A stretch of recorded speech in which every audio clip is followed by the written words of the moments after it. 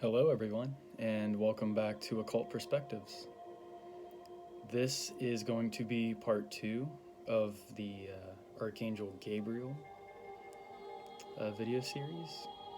It's probably going to take me 3 videos to finish up Gabriel because there is quite a bit of information. And I also started compiling notes of Archangel Michael. So I feel like that's going to take a while too. But I have plenty of notes on some other things to cover as well.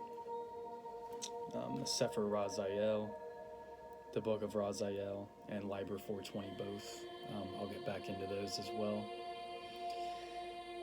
There are many things I would like to cover on this channel, but it's always one step at a time.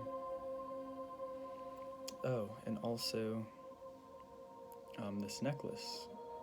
This pentagram necklace, it's an upside down pentagram. It's kind of a dark red. I thought it was going to be like a brighter red, but actually, if the light hits it just right, it's really beautiful. You can find it on Amazon.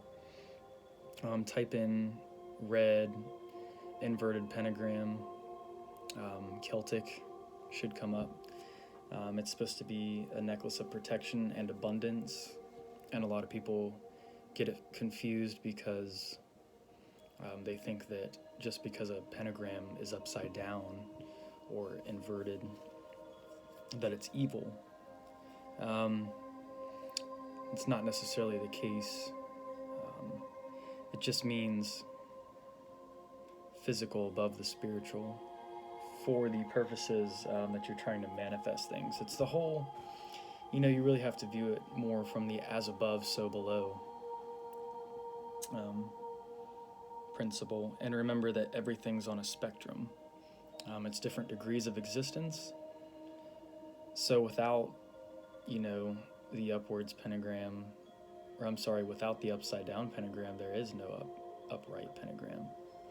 So yeah, that was a really cool surprise from my fiance, early birthday gift. So yeah, very cool. So let's go ahead and get started into Archangel Gabriel.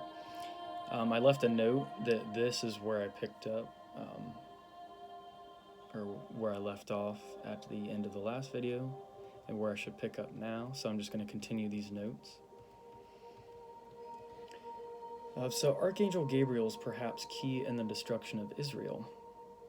He marked the people, and we had talked about Gabriel being the man in linen, who basically led these men in, supposed men. We'll get into that later in either this video or the next one, about more specifically who they were, but they basically were ordered to slaughter everyone by Archangel Gabriel, and Archangel Gabriel took orders from God that anyone who did not have the mark would be slain because the land had grown so unrighteous. So Gabriel is perhaps key in the destruction of Israel. He marked the people, but perhaps God had already decreed who should be marked. So Gabriel is seen as both the protector and destroyer of Israel both.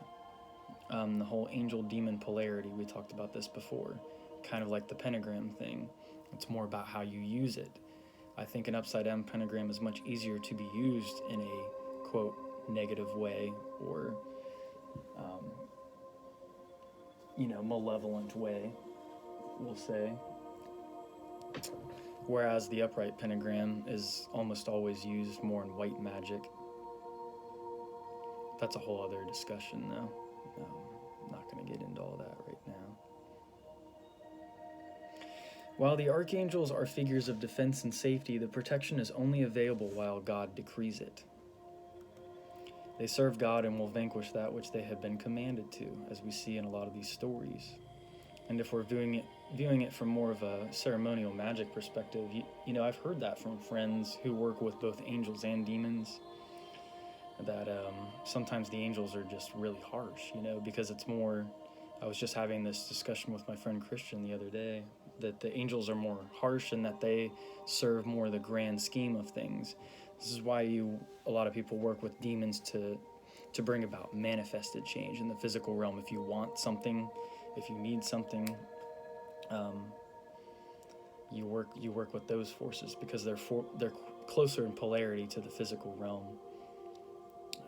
When you're working with the divine, and you're trying to ascend, here in Malkut, it's all interconnected, as above, so below. But yeah, the angels are on a higher vibrational density. It's a higher frequency, whereas the demons are more dense. It's the lower vibratory state, which in essence creates solid matter, because as we know, everything is vibration.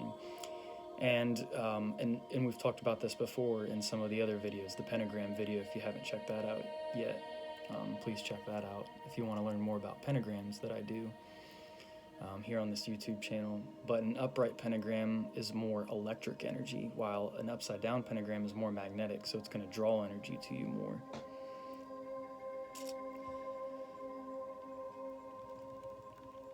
Okay. So Gabriel appears 2 more times in the Bible, in Luke, where he predicts the birth of John the Baptist and Jesus Christ. In chapter 1 of the Gospel of Luke, the priest Acharya, if I'm saying that right, Acharya, is introduced, as well as his wife Elizabeth. It's quickly established they are both righteous people, but were unable to have children. Elizabeth was unable to conceive, and the couple were both very old. One day, I'll move this a little bit closer, maybe that way you can hear me just a little bit better. I don't want to get it too close to me though. One day, Zechariah went to the temple of God and burned incense, which was customary of the priesthood. But during this time, an angel appeared to him.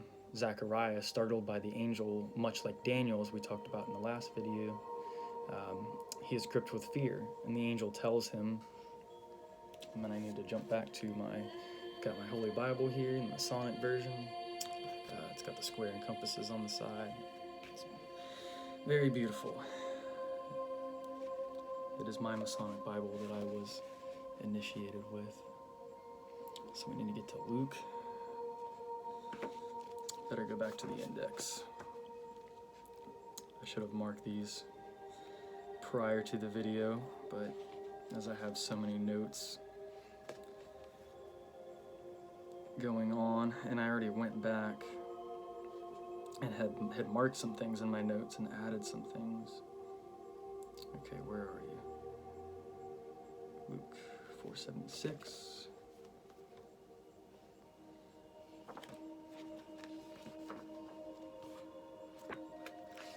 So this is Luke 1:13 through 14.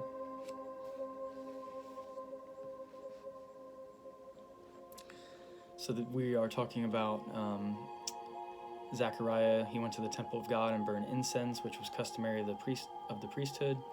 But during this time, an angel appeared to him. Zechariah, startled by the angel, was gripped with fear.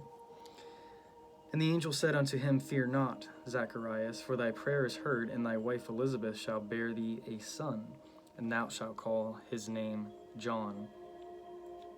And thou shalt have joy and gladness, and many shall rejoice at his birth.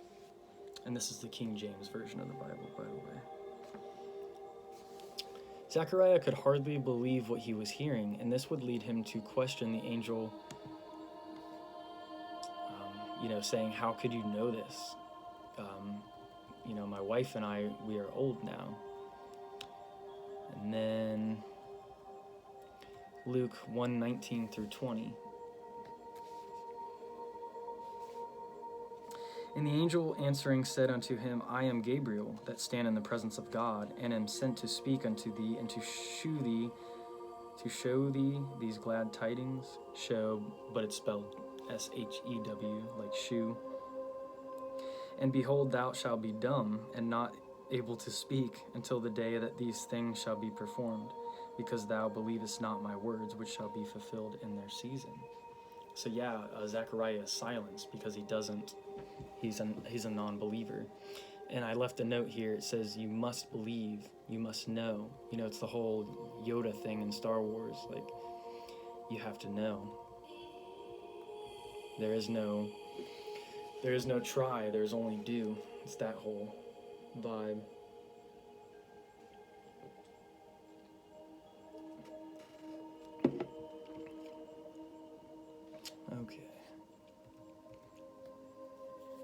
And that's how ceremonial magic works as well. You know, when you perform an operation, when you put the intent out there into the universe, you have to believe. And not only believe, you have to know. And sometimes it helps a lot if you already have the emotion as if it has been accomplished. You're already grateful because you already know that it's, you know, going to come to fruition. And that's the kind of faith that Zechariah was expected. You know, he was expected to have faith, but he lost his ability to speak. And it actually says in the Bible, in this translation anyway, they use the word dumb, and behold, thou shalt be dumb.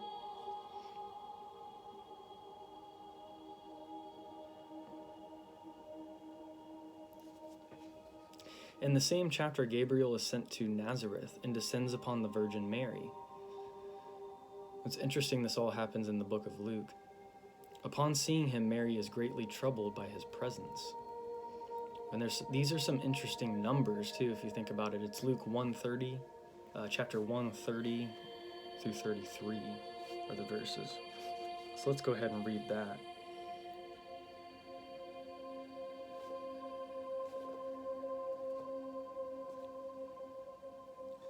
Sorry, I was looking to the next chapter. And the angel said unto her, Fear not, Mary, for thou hast found favor with God. And behold, thou shalt conceive in thy womb, and bring forth a son, and shalt call his name Jesus. He shall be great, and shall be called the Son of the Highest, and the Lord God shall give unto him the throne of his father David. And he shall reign over the house of Jacob forever, and of his kingdom there shall be no end.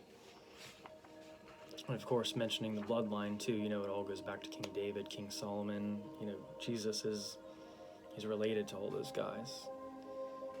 And I believe that you know, that current, that carrying of energy still exists in this world today. You know, the righteous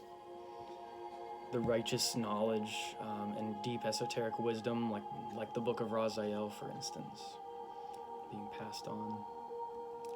Mary cannot believe what she is hearing and asks how this can be because she is a virgin. So then we read Luke 1:35 through 37.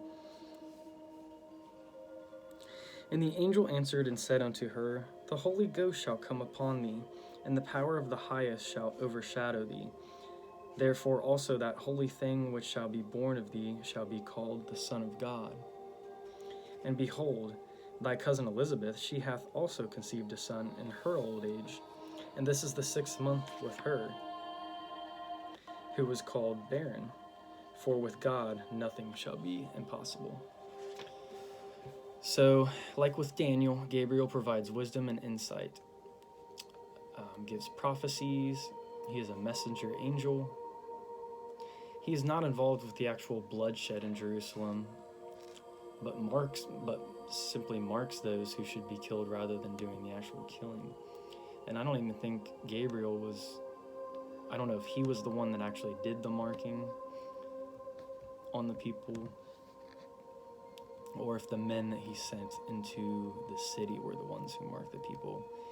I feel like we would have covered that in the last video, though. Maybe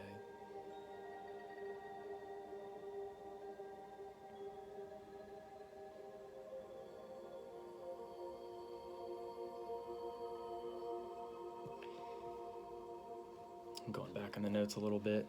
Gabriel is the man in linen, tasked by God to go through the land of Israel and mark upon the foreheads. Yep. So he was the one that actually marked their foreheads, but did not cause the bloodshed. And we'll see this same theme with the Nephilim later on.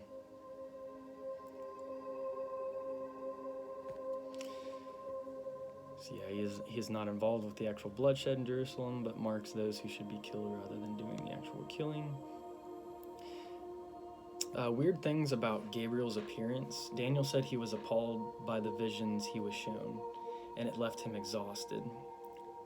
You know, that is kind of strange. You know, how is this angel manifesting before these people? Daniel was trembling on hands and knees.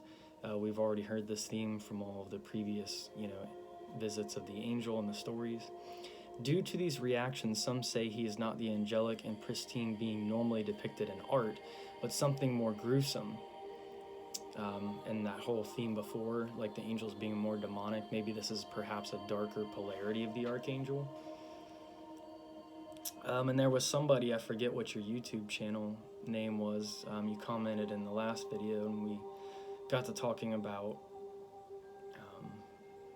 Archangel Gabriel being associated with Geburah, the sphere of Geburah, and Mars, which would explain why sometimes Gabriel has actually, through meditations, I usually, try to envision blue because Gabriel is the archangel of water, but sometimes I see Gabriel come across each of these angels has like a more darker side to them. And one of those sides of Gabriel has a lot of red. I see a lot of red hues come through, and I think that it must be that Mars Geburah energy, but it's also, and Geburah, if you don't know, is severity on the tree of life. There's the mercy on one side, Hesed, and Geburah is severity on the other side. And they're above Tiphareth, but below Hokmah and Binah on the tree of life.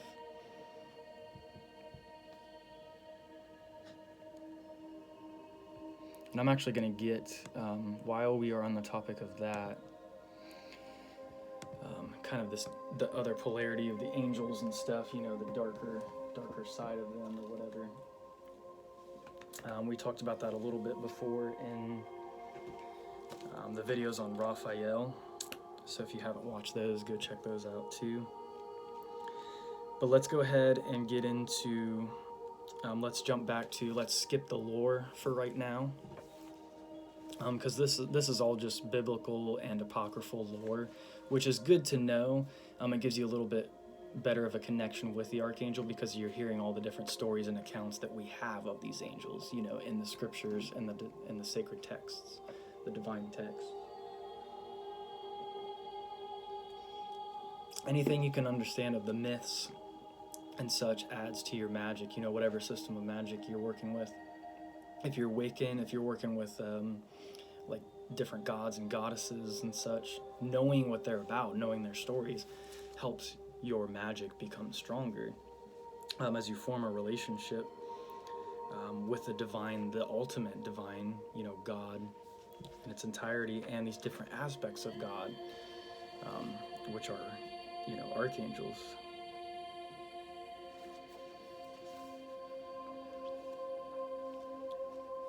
But what I wanted to get into, we were talking about Geburah.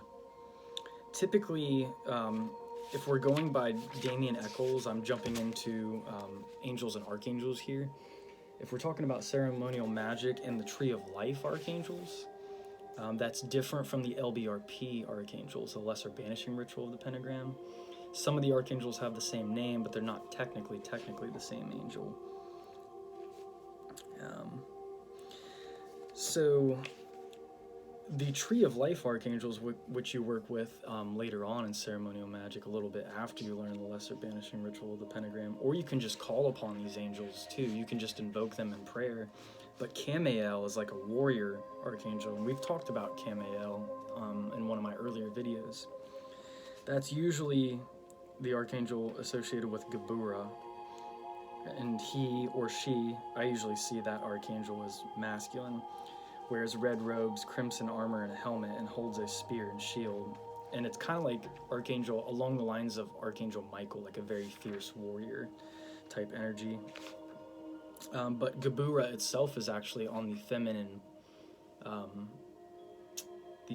pillar, not the pillar of mercy, but the pillar of severity, which is actually the feminine pillar on the Tree of Life, which the pillar of severity has on the top Binah, understanding, and then there's Geburah, and then at the bottom is Hod, if I'm getting that right.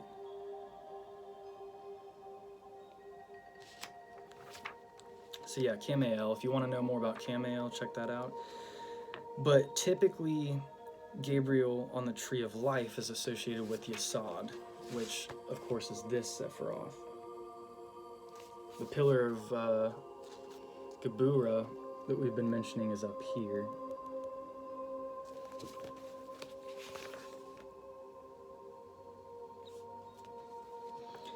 And this Gabriel, let's read a little bit here. I've covered this in videos before, but we will. This is review kind of too. But what I'm trying to do with each of these Archangel series, like the Raphael ones and the Gabriel ones, it's all the details are in these videos. So we'll be like mentioning some details from these videos in the future, but from now on you'll be able to reference back. I will reference these videos a lot, like say go back and watch, the video on Raphael or Gabriel. The next sphere situated directly above Malkut on the Tree of Life, which I just showed you, is Yesod. The name Yesod means roughly foundation, the level of reality upon which the physical world is built. All that exists in the material realm first took shape on the astral level of reality, which is what Yesod is. The intelligence that manifests the strongest at this level is Archangel Gabriel. Although different from the Gabriel of the elemental set of archangels, which I was talking about before, there are several similarities. For example, this Gabriel also rules the realm of our intuition and psychic perception. Gabriel is also the archangel of the moon. And much as the moon exerts a pull on the tides in the physical world, it also exerts an influence on the ebb and flow of etheric energy within the astral plane. For this reason, magic for prosperity and growth is traditionally done when the moon is full, because that's when the tide of etheric energy is at its peak. Keys to visualizing this Gabriel, the Gabriel of Yesod, is she or he, however you prefer to see this angel, wears purple robes, wears a silver headband with a crescent moon on it. And some reasons to invoke Gabriel of Yesod: to increase the presence of love in your life, to bring peace and subdue aggression, to enhance artistic inspiration, to find answers in dreams and help interpret dreams, to strengthen your magic, to obtain secret information, to gain insight on the workings of the astral realm for emotional strength in times of crises. Okay, so I think that's all I'm going to read out of this book. Actually, let's go ahead and just read the little page on Gabriel here. So this is the talisman of Gabriel, and this is the elemental Archangel Gabriel and the LBRP. Gabriel is the Archangel of water in the West. She is most associated with autumn, love, and our subconscious mind. Her domain is the most occluded part of our psyche, where intuition, emotions, and dreams come from. In the biblical story of the Annunciation, it's Gabriel who tells Mary that she will give birth to the Christ. For this reason, Gabriel always comes to mind in the late fall as Christmas approaches. Because when I was on death row, this is Damien's book, of course, he's writing this, I used to eagerly count down to Christmas, focusing on pleasant childhood memories, my grandmother's homemade sugar cookies, for example, instead of the garbage I was eating. When I could visualize those memories clearly enough, it worked kind of like a life preserver, and for a while I could forget about the people who were trying to kill me. In this way, Gabriel helped me sane when I was in hell. Keys to visualizing Gabriel: blue robes, holds a chalice, anything associated with autumn, cool air, the smell of fallen leaves, etc. Some reasons to invoke Gabriel: to overcome anger or melancholy, to heal any form of emotional wounding, for anything related to pure love. So I could probably benefit from working with Archangel Gabriel again. I have invoked Gabriel, a few times just in general. Actually, I've called upon Gabriel quite a bit before, just as I'm going throughout my day, but definitely did once, during an lesser invoking ritual, the pentagram, and that did bring about some good energies that day. I remember it definitely doing some healing, bringing some things to the forefront. I remember that being, a thing. And then I'm going to jump into modern magic real quick. We've covered this book several times, and just see what Donald Michael Craig has to say about Archangel Gabriel.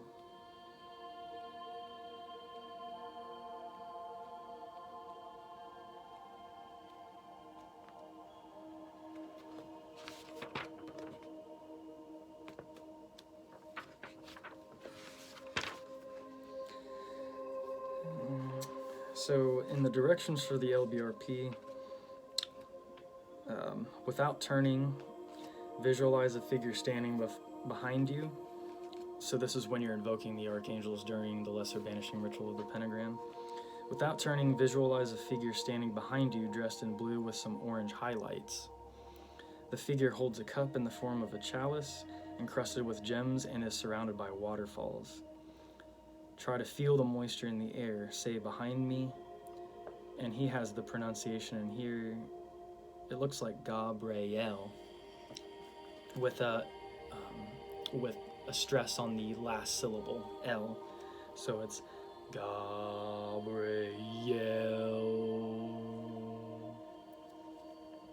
That's how he's having it pronounced. Or he could be trying to say Gabriel.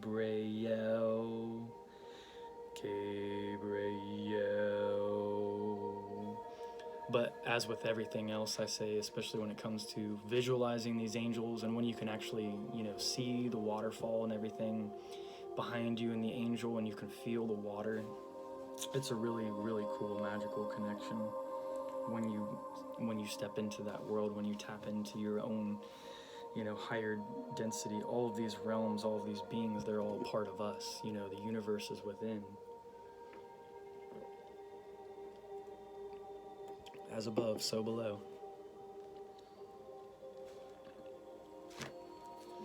And there was a cool story I just watched. I was trying to find...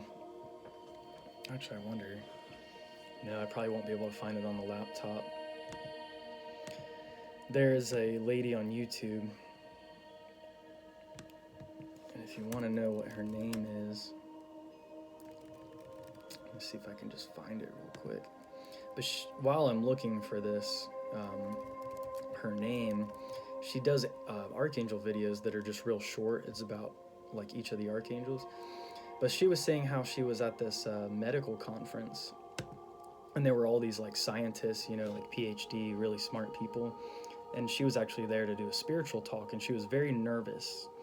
Was with her husband and stuff, and he was trying to cheer her on, but she was still nervous. She said, "I love you, honey, and I know you're always my cheerleader, but I'm still nervous." And she called upon Archangel Gabriel to help her get through the conference and everything. And it went well. She wasn't nervous anymore. She had even felt like a light touch on her shoulders when she invoked Gabriel. And I have actually had that happen before. That really is a thing. And it's really cool when it does happen. You have to really open your heart and really have a feeling of, gratitude. Gratitude. It's all about gratitude. Genuine gratitude for these, these archetypal forces, divine energies.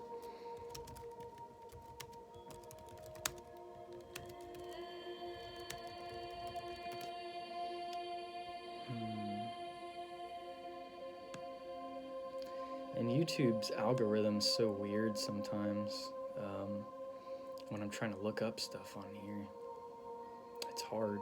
It's hard to find what I'm looking for, because sometimes it doesn't even show me what I typed in. Like, I typed in Gabriel, but it's showing me Archangel Raphael stuff. It's showing me Archangel Raziel as well. Like, I don't really understand.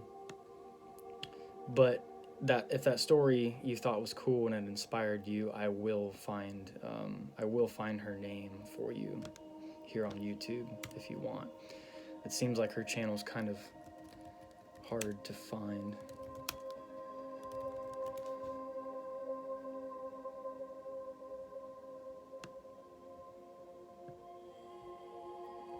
Yeah, I'm just trying to type in a couple different things and see if she would pop up. She deserves a little more visibility than that.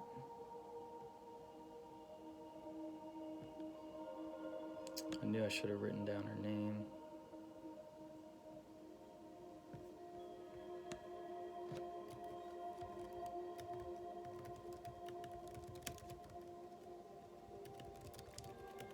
If I could search around on my phone while this video was going on, I could actually look it up, because it would be in my YouTube history.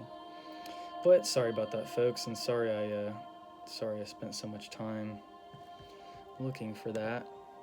But I did want to talk about the ceremonial magic aspects of Gabriel, so I'm glad we covered that in this video. So now we can just keep rolling forward through the notes, and then we'll be done with Archangel Gabriel. But I still have a bunch of notes here. We still have a bit to get through. This video is already 30 minutes long, and anytime these videos are, over 30 minutes or so, they do take quite a while to upload. So let's keep at it.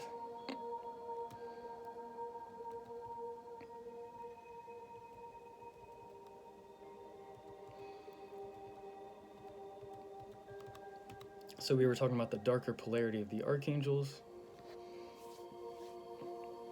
Others say his presence is simply too magnificent to understand. Zechariah was given a true prophecy and blessed with a son. But his voice was taken away by Gabriel for a short time, as we said, for not believing him in the first place. Book of Enoch, the Watchers, they were tasked with watching over mankind. In chapter 9 of Enoch, the Nephilim caught the attention of Michael, Gabriel, Raphael, Uriel, and Soyon. They reported the Watchers to God. In Enoch 9... See, this is where I get confused too, because I think it's Legends of History, or it's Myth and Mythology Explained. I always get those two YouTube channels mixed up. They're so similar. But one of them does a video on Gabriel, and they say it's 1 Enoch 9, 6 through 14. So chapter 9, 6 through 14. I'm just going to go ahead and read all of chapter 9 because it's really not that long. And then Michael, Uriel, Raphael, and Gabriel looked down from heaven and saw much blood being shed upon the earth, and all lawlessness being wrought upon the earth. And there's different translations of this too. The translation that the guy gives on his other YouTube channel, it's a slightly different translation. This one seems older, perhaps. And this is on sacred texts. If you want to read the Book of Enoch, just go on sacred texts. There's so much good material on there. Basically, nowadays, if you want to find it or you want to learn about it, it's out there. It's only a click away. You just have to find the right website. And then Michael, Uriel, Raphael, and Gabriel looked down from heaven and saw much blood being shed upon the earth and all lawlessness being wrought upon the earth. And they said to one another, the earth made without inhabitant cries the voice of their crying up to the gates of heaven. And this may be entered in there wrong too. Some of the sacred text stuff, it's a little bit, there's like some typos and stuff, but it's all free material. It's like a free library basically. But for the most part, it's really good. There's a lot of good stuff. And now to you, the holy ones of heaven, the souls of men make their suit, saying, bring our cause before the Most High. And they said to the Lord of the ages, Lord of God, Lord of lords, God of gods, King of kings, and God of the ages, the throne of thy glory standeth unto all generations of the ages, and thy name holy and glorious and blessed unto all the ages. Thou hast made all these things, and power over all things hast thou, and all things are naked and open in thy sight. And thou seest all things, and nothing can hide itself from thee. See, and this is where I got confused, because this is where it says, it's chapter 9, verse 6, on this website.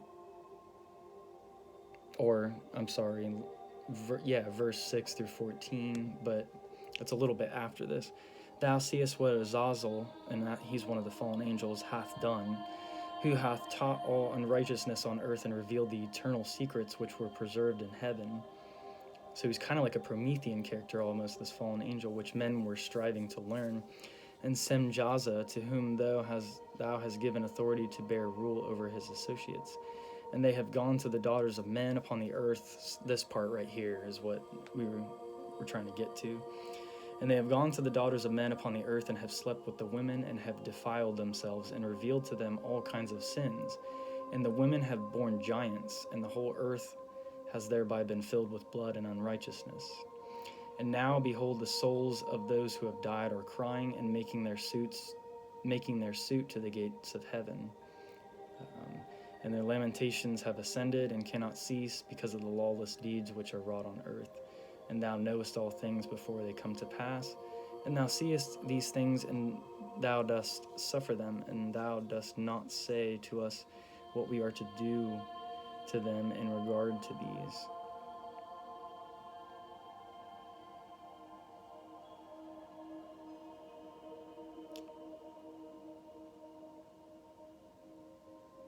It's interesting, these souls that have died, they're crying at the gates of heaven. Their lamentations have ascended and they can't stop because of the lawless deeds which are wrought on the earth. So what's done here on the earth, all these karmic things, they're going to have to be transmuted. They're going to have to be worked through before the soul can truly, bask in its original purity, its original state of being.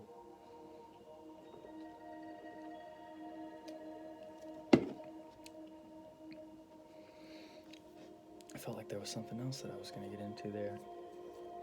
Oh, the Nephilim are giants. Damien Eccles says it's not literal giants. They were giants of men. They had like a stature and an appeal and a power that made them seem like giants. Check out the Nephilim video that Damien does. Damien Eccles. It's really good. It's very good. Gets your gears turning for sure. In chapter 10 of the book of Enoch, God gives the archangels a list of tasks to bring justice to the watchers and also to destroy the Nephilim. Gabriel is the one who is appointed with this task. Let me pull up chapter 10 real quick. This section's a lot shorter. I'm just going to skip to the part. And to Gabriel said the Lord, proceed against the bastards and the reprobates, I'm not sure what that means, and against the children of fornication, and destroy the children of fornication and the children of the watchers from amongst men, and cause them to go forth. Send them one against the other, that they may destroy each other in battle. For length of days shall they not have.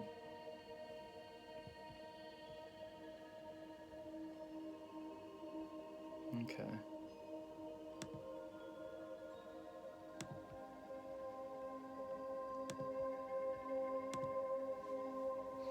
Unlike the Bible, Gabriel is given a bloodier role here, rather than just being a messenger angel. He is an instrument of God's fury rather than a messenger.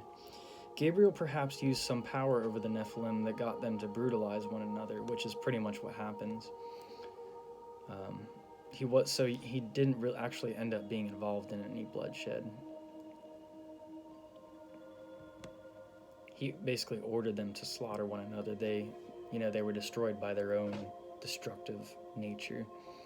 In the tree of life, God sends forth his energy through the universe. This energy can embody itself within angels or humans.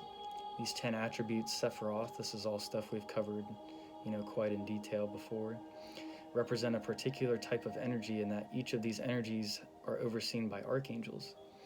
Focusing on these energies brings one closer to God.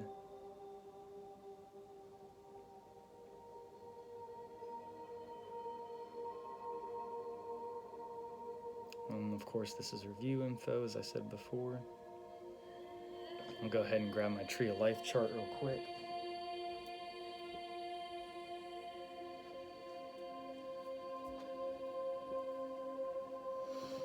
Oh.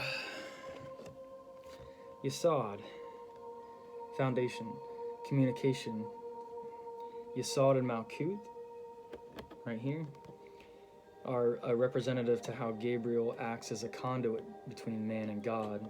Because as we talked about before, Gabriel being associated with Yesod on the Tree of Life as a Tree of Life archangel, correlated with the moon, water, emotion, that's all intuition, psychic abilities, that's all within that chakra, the sacral chakra, the generative system, the reproductive organs. It's all that stuff is connected.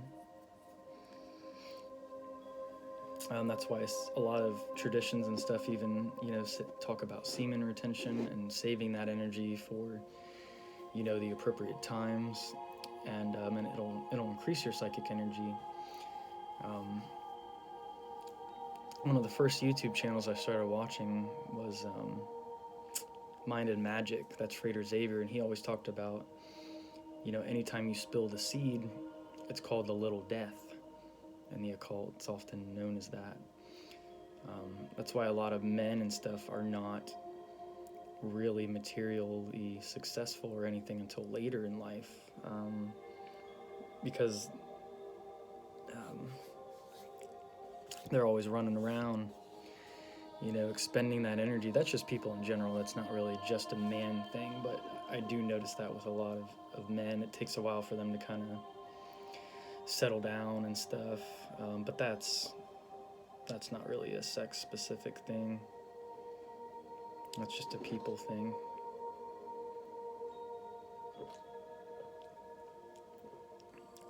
The whole war between the sexes seems like the oldest battle of all time. It's like a perpetual battle that just keeps going on and on. One is not better than the other, folks. And, God is beyond all these dualities. It's not even about male and female and opposites at that point. It's about total unity consciousness, which is, we're here in the physical world, we're in all these aggregate parts. And our souls, these bodies are just like vessels that our souls, take over to have experience here. It's interesting how it all works. So getting back to Archangel Gabriel, in the Garden of Eden, Gabriel reaches into the tree of life, brimming with new souls, and pulls one out. And the angel Lila watches over the soul, which forms into an embryo, and waits with it until it is born into the world. I don't know if this is some apocryphal text that they were talking about in the video, or where they reference a lot of this information from. I think this is still from the same YouTube video. They're pretty credible, but I do wonder where they got that little story from. I thought this was interesting because I used to go and visit a Mormon church that was in the town I lived in for a little while, and they're interesting. There's some of the guys, the older church members, they have a lot of information and stuff, but they kind of keep their followers kind of not so much in the know. They don't really want them to know too much of the occulty stuff of the Mormons, but there's a lot of esoteric stuff going on with the Mormons. A lot. The Mormons, or Latter-day Saints, actually believe Noah is a form of Gabriel. I thought that was super interesting. The prophet Joseph Smith taught that Noah is the angel Gabriel, that he stands next to Adam and holding the keys of salvation. Very interesting. Look up Joseph Smith. He's an interesting dude. In Islam, Jibril, which is Gabriel, the Islamic version of Gabriel, is the one who brings the teachings of the Quran from God to the Prophet Muhammad. We kind of talked about that in the past video. An important role, the angel Jibril would show his presence to the Prophet Muhammad with only his voice. But he did show himself as a man occasionally. In the Hadith of Jibril, one of the many records of the words and actions of Muhammad, we are told Gabriel approached Muhammad as a man whose clothes were extremely white and whose hair was extremely black. He then questioned Muhammad about Islam, and he answered each question correctly. Unlike other encounters, he does not show any signs of fear. Muhammad is not fearful, maybe because the angel mainly communicated by his voice. The prophet was the only one to ever lay eyes upon the angel in his true form. He described him as having 600 wings that covered the sky from the earth to the horizon. Interesting.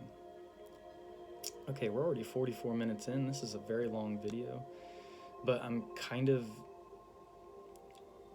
at that state where I'm just really relaxed and stuff, and I could just keep going on this. There's still a bit of stuff to cover here.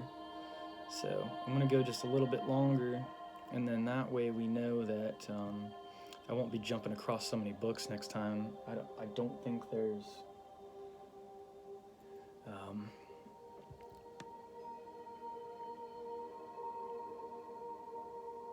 I don't think there's any more quotes I have to read out of books. It's all just simply reading the notes the next video round. So we'll finish up this series in the next video, but let me read just a little bit more.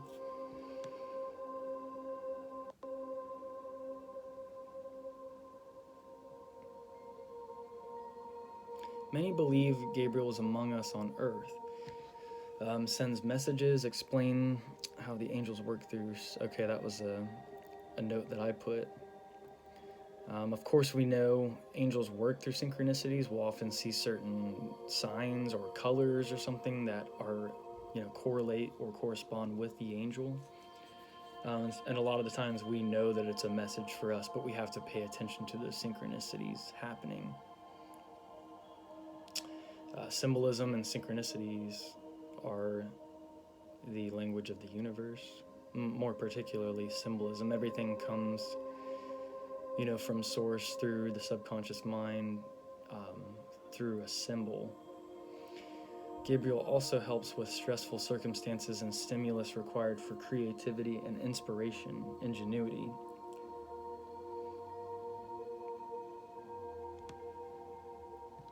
Being able to hear the angels. Hearing angels? I don't know why I put that in there. Symbolic of his ability to broadcast the message of God.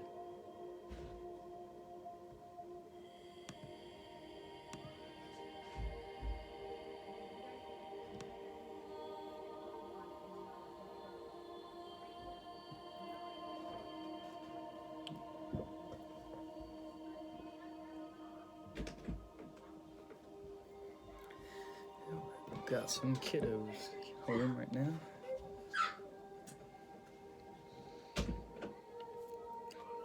So I probably won't go too much longer on this.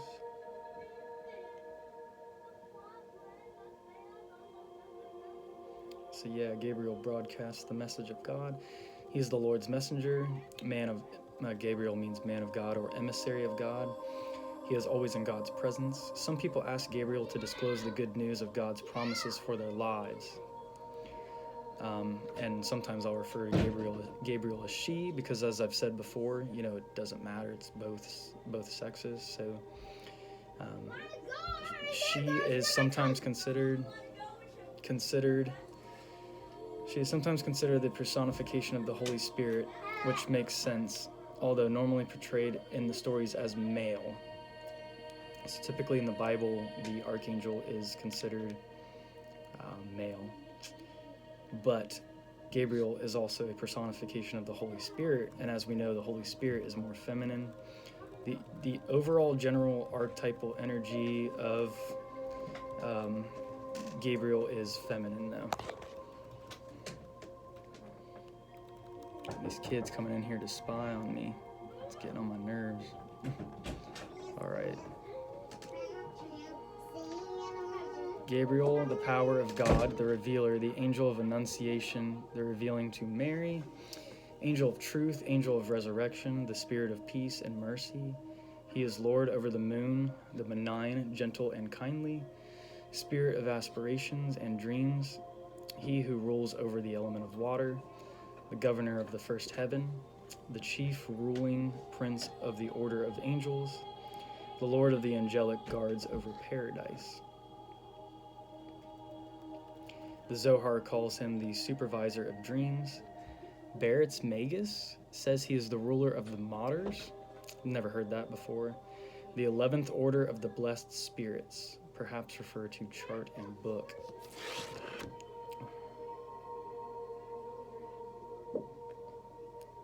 I already looked in my book, and there is no ruler of martyrs that I've seen as far as the angels are concerned.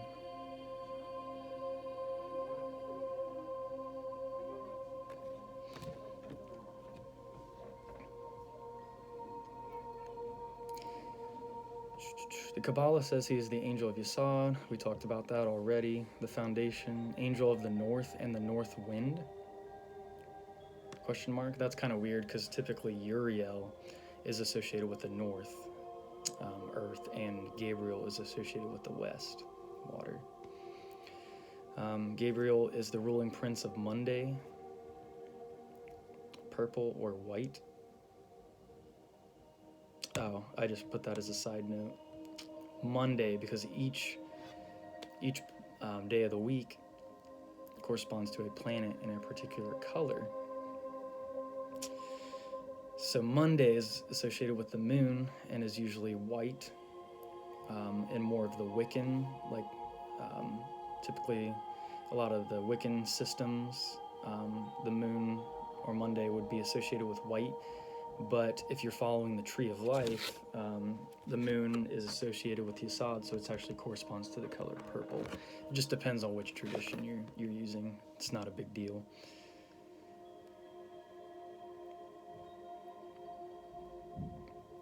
And so Gabriel is the ruling prince of Monday and January. Gabriel originated from the lore of the Babylonians. To the Ethiopians, I think that's what they meant to say in the video. It's kind of hard to understand sometimes. I think these are notes from,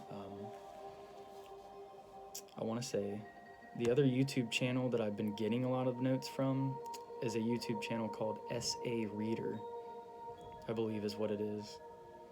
Just capital S, capital A, and then Reader. There's a lot of good, really unique lore videos I've seen on there. Been getting a lot of information from that. Yeah, S.A. Reader. And no, this is still coming from another video I found. There were a lot of videos I pulled from for Archangel Gabriel. And then I'll go ahead and wrap this video up here. Just trying to find a good stopping point.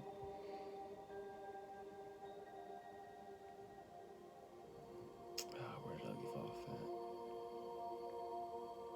at? Okay, there we go. Gabriel originated from the lore of the Babylonians. To the Ethiopians, he is known as Gadriel. To the Muslims, Jibril, or Jibril, as we said before, Jibril. 140 pairs of wings. He dictated the Quran to Muhammad. To the Persians, he is known as Sahud, is what it sounded like in the video. The mighty messenger and punisher. And the subtitles say that the Punisher, I believe's name is Bahram, or the Mighty Sorush. But it didn't actually say that in the video. That was in the subtitles. And I normally, most videos I watch, I pull up subtitles for, because I like to hear it and read it. You're absorbing the information in two different senses. So 1, 2, 3,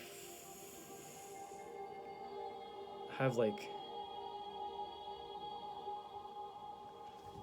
4 pages of notes left or so. So I'm gonna go ahead and mark where I left off at.